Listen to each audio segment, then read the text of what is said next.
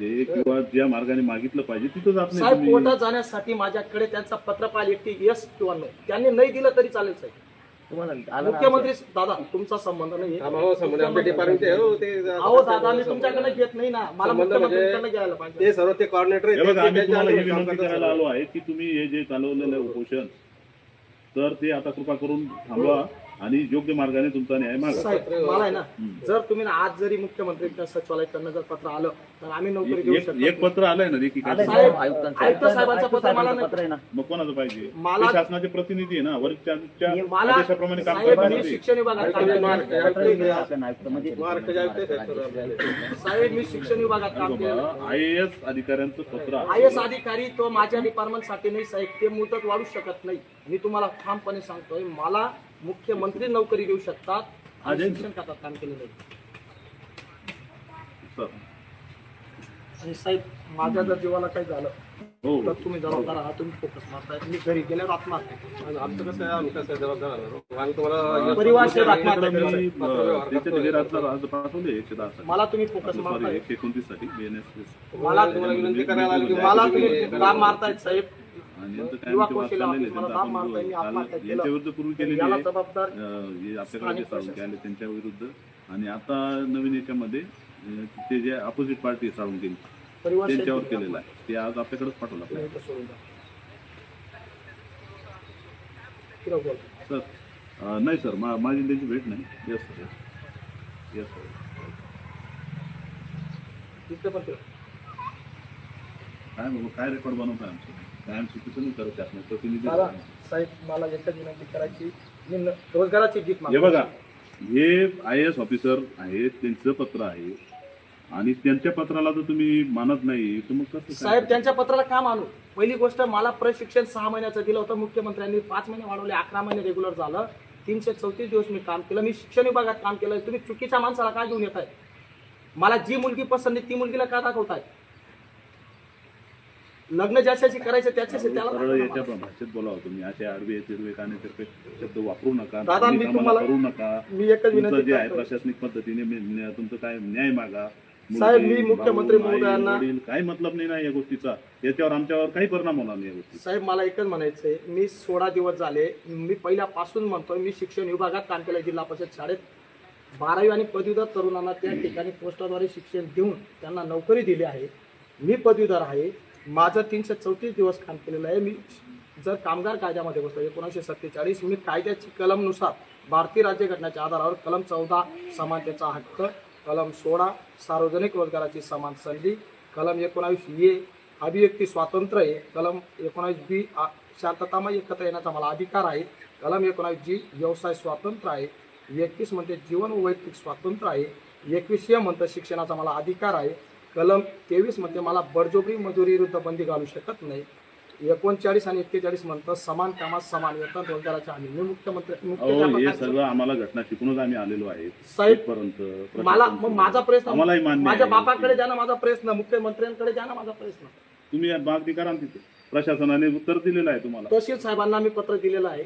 तहसीलदार साहेबांना हे सांगितलं. बघा, आमचा विषय मर्यादित आहे. तुम्हाला हे उपोषण सोडा तुम्ही आणि योग्य साहेब मार्गाने मला न्याय मागा. पत्र येणार आहे. ज्या दिवशी मला पत्र येईल त्या दिवशी मी उपोषण 100% सोडेल. आणि मला जर कोण फोकस मारेल, मी आणि माझा परिवार सामूहिक आम्ही आत्महत्या करू, याला प्रशासन जबाबदार आहे. ठीक आहे, आम्ही नोंद घेतो आणि तुमच्या विरुद्ध मग वेगळी कायदेशीर कारवाई तुम्ही करा. करा साहेब, मी तर असं बी मरणारच आहे. चल. हे बघा, जी नोकरी तुम्हाला सरळ मार्गाने मिळणार आहे, अडचण तुम्ही स्वतः उभी करून घ्या. मला पत्र यस किंवा नो तुम्ही काय वडील आहेत ते का हो बाबा? कोण आहेत? गावकरी. हे इथं बघा, माझा आता परिवार आहे. प्रशासनाकडून आम्ही यांना समजायला आलेलो आहे योग्य मार्ग. हे काही मानत नाही, मग कायदा भंग केला म्हणून हा म्हणून मला धमकी वेगळा- देतात भाऊ तुम्ही.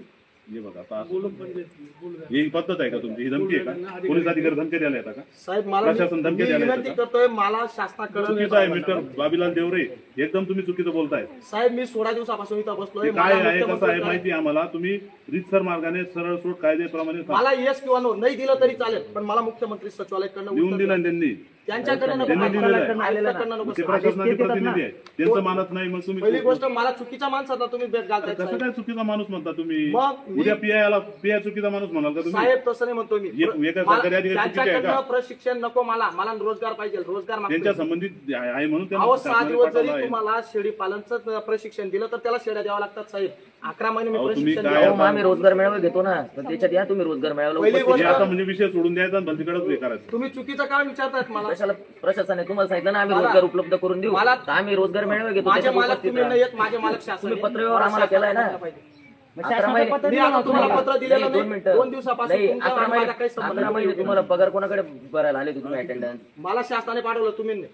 शासनाने पाठवलं तर तुमची पूर्ण रिक्वायरमेंट आम्ही केली ना. थांबा ना, अर्धा तास मी येतो.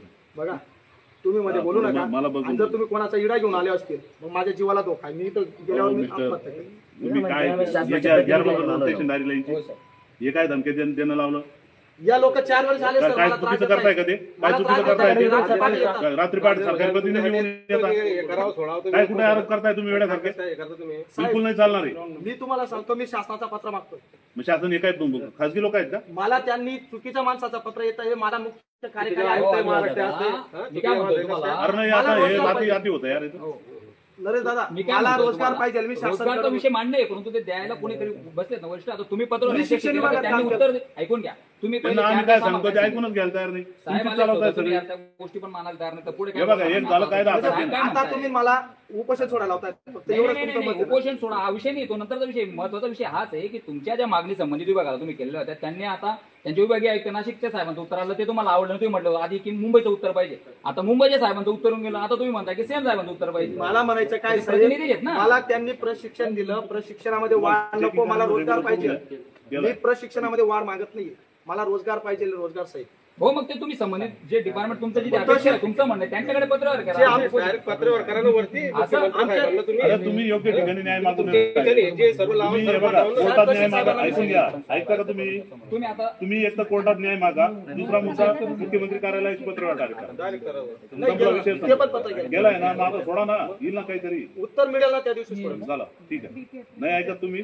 साहेब उत्तर मिळालं नाही, बिलकुल नाही ऐकणार का? आम्ही सांगतो चांगल्याने. साहेब जर गुन्हा नोंद जर मी केला ना अजून, माझ्यावर गुन्हा दाखल करणार आहे तुम्ही मी ते मेलो शेवटची स्टेप ती राहील.